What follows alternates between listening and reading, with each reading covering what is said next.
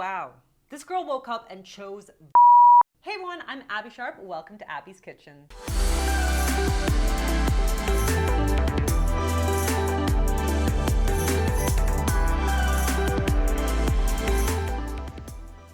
In today's video, we'll be taking a look at Alexandra Cooper from Call Her Daddy's Harper's Bazaar What I Eat in a Day interview. A quick reminder to hit on my description for my disclaimer and for a link to my free Hunger Crushing Combo ebook if you're looking for some more balanced meal and snack ideas.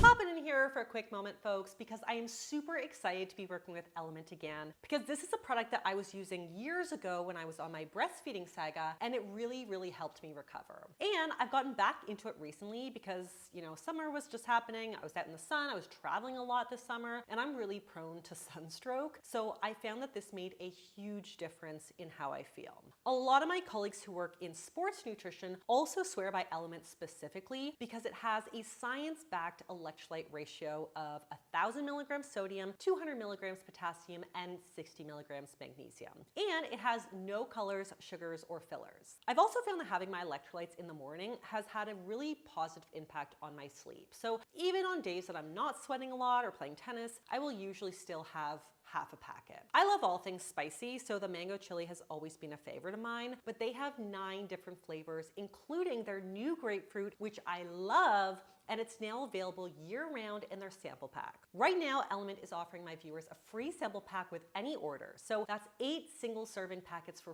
free with any Element order. This is a great way to try all 8 flavors or share Element with a salty friend. So get yours at drinkelement.com/AbbeySharp. It's only available through my link, so you've got to go to drinklmnt.com/AbbeySharp. So Alex's Call Her Daddy podcast has really exploded since its release in 2018.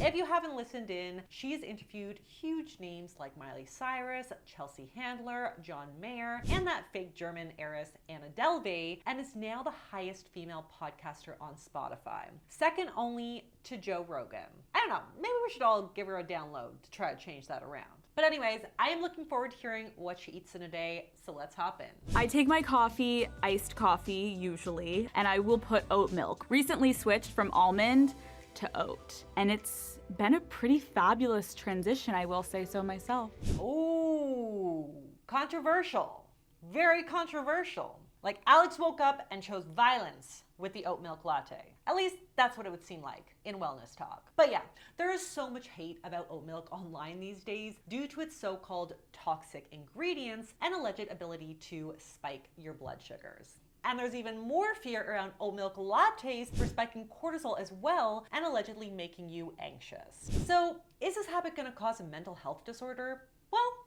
let's talk about it. So first of all, let's talk about these toxic ingredients using the popular Oatly brand as an example. Oat milk. Sure be gloomy. 'Cause the little cat wish is only a dish of Oat milk. So wellness creators like to call out a lot of oat milk brands for containing dipotassium phosphate, which is an additive that helps prevent the plant-based milks from splitting. But not surprisingly, it is totally safe for the general public and provides about 20% of your daily phosphorus needs. There's also often canola, aka rapeseed oil, or other seed oil added into oat milk, which, as we have established here on Abby's Kitchen ad nauseum, it is not only fine in moderation, but it actually has a pretty favorable omega-6 to omega-3 ratio. And the fact that it makes up less than 2% of the formula is pretty good evidence that we should let that one go.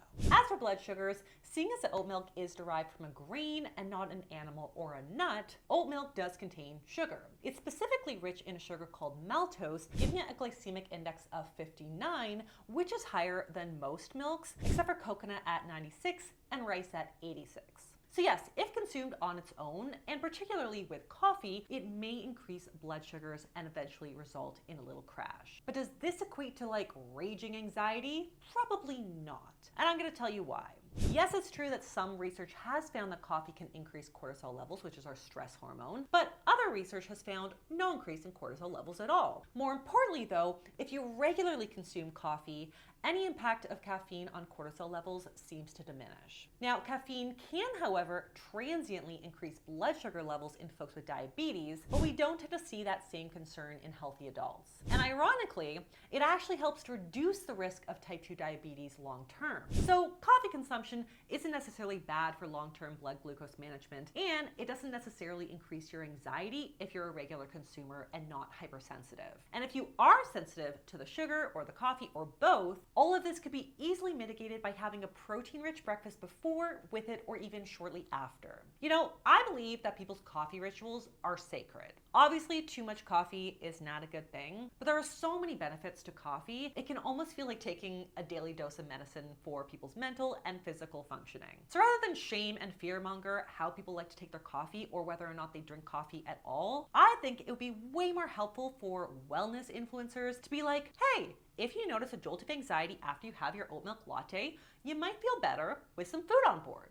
Like, it's coffee, folks. Why we gotta make everything so damn complicated? I like it, but I'm not dependent on it, if that makes sense. So I'm never going out of my way to get it, but when it's brought to me, I welcome it and I cherish the moment and I drink the whole thing. Fun fact, but research suggests that coffee addiction may actually be genetically determined. So there's a DNA variation on the gene PDSS2 that seems to slow caffeine metabolism and curtail consumption. Now, I haven't seen Alex's 23andMe results, but it's possible that she's a slow metabolizer or just has incredible inherent energy levels that I deeply, deeply envy as a mom. Every single morning, unless I'm out of them, I have an everything bagel toasted with cream cheese. I like to do one bagel with regular cream cheese, one side with chive. Okay, I'm just gonna say it, but I really, really, really want 2024 to be the year that bagels become cool again. My team and I have like full conference calls about bagels because our data analysis shows that they are such a fear food for so many people. I'm gonna blame it on the 2000s for teaching us that a bagel is equivalent to like 6 slices of bread or whatever, which by the way, I debunked right here. But I appreciate that Alex is just like having her daily bagel without giving a about the carbs. And it sounds like this is a sacred breakfast ritual for her. So if it works, it works. But we do know that there's a lot of important satiety benefits to getting more protein in that morning meal. So to keep it fast and simple and bump up the satiety factor, she could add in some like hard-boiled or microwave scrambled eggs or serve it with some Greek yogurt or a protein shake on the side. I'm a very hangry individual. The success of my relationship, I will say, is predicated on whether I've eaten that day or not. My boyfriend will say, you are a different person when you haven't had food. Okay, yes, this is my whole personality as well, and my husband can attest that since day one, 17 long years ago until today, that has not changed. I am like a child. If I haven't been well fed, you will know.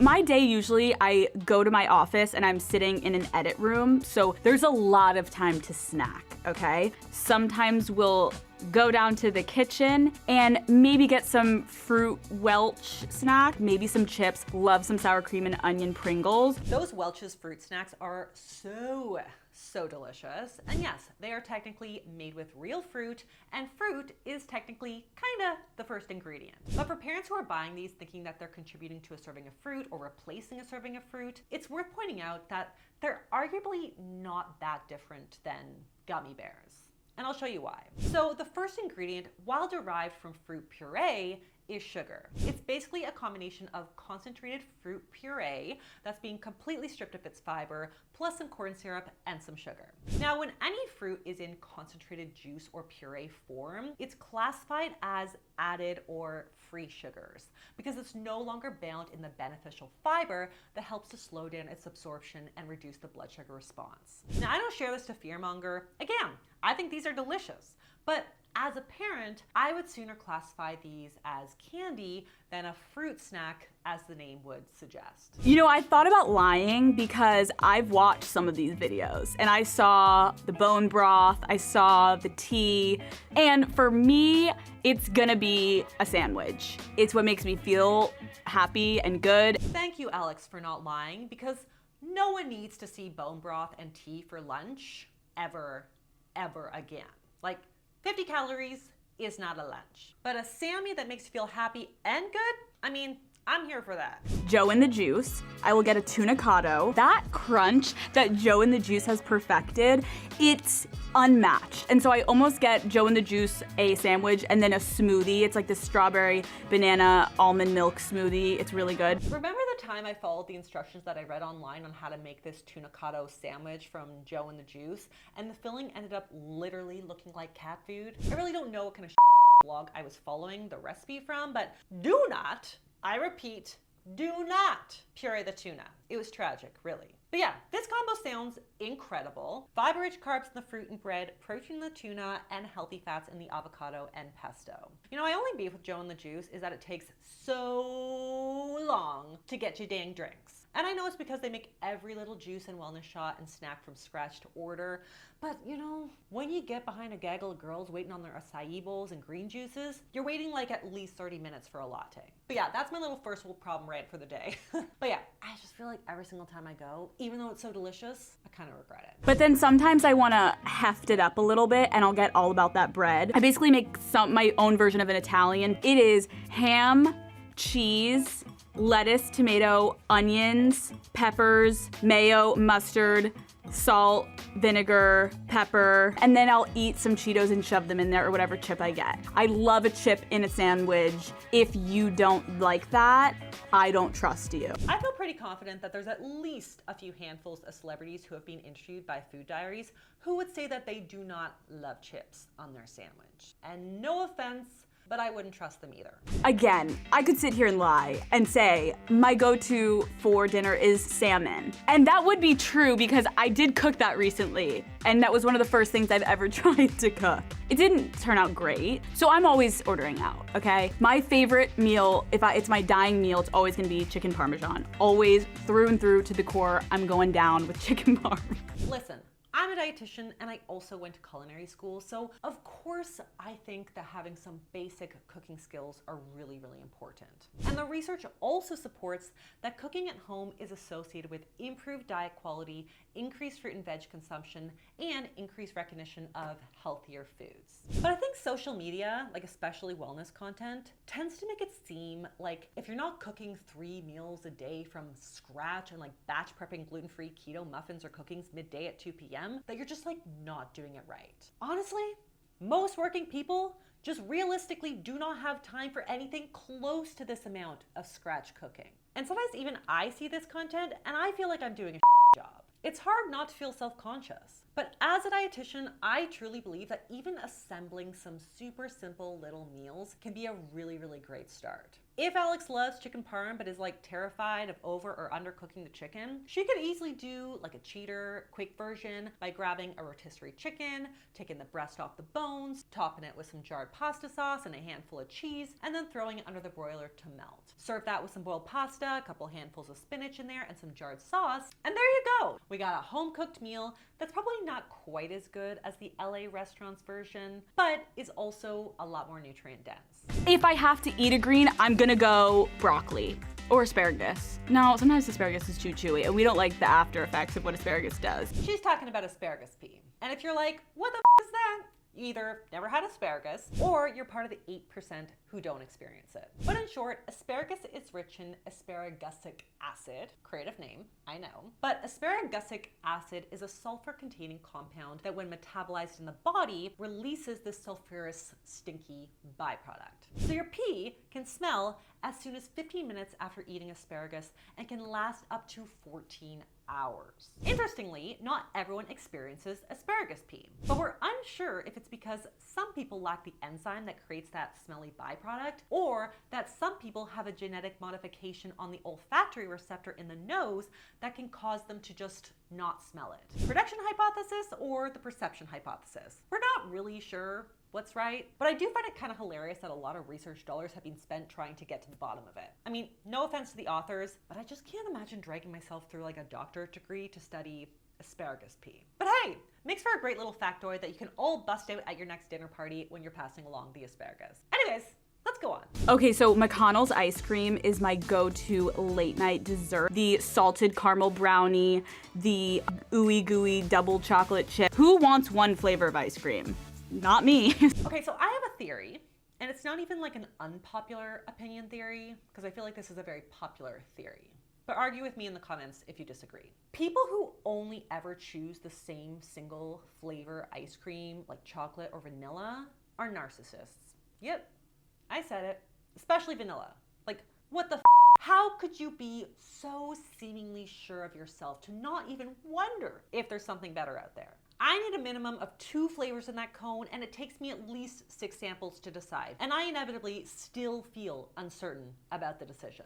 Okay, so I'm kind of joking about the narcissism, or am I? If I'm coming home from a night out, this sounds disgusting, okay? Recently, I've been on a kick of Trader Joe's egg rolls with ranch dressing. Now, this is a snack. I mean, for a girl who doesn't cook, this feels relatively ambitious for late night drunk eats. And you can't go wrong with anything, TJs, and these look pretty damn good. So pork is the first ingredient with 8 grams of protein in 2 spring rolls, plus a little bit of fiber. And it's obviously a lot lower in fat to bake or air fry them than to order them in. So yeah, I'm totally down for this snack. My death row meal, I'm gonna go with a margarita pizza, chicken fingers, and fries for my appetizer, with a couple shots of tequila. My main course, it would be chicken parm. I would want the pasta to have vodka sauce on it. Please don't judge me. Because I want a little surf and turf, and I know that sounds disgusting, but I would have a lobster tail on the side, and I would have a glass of wine, and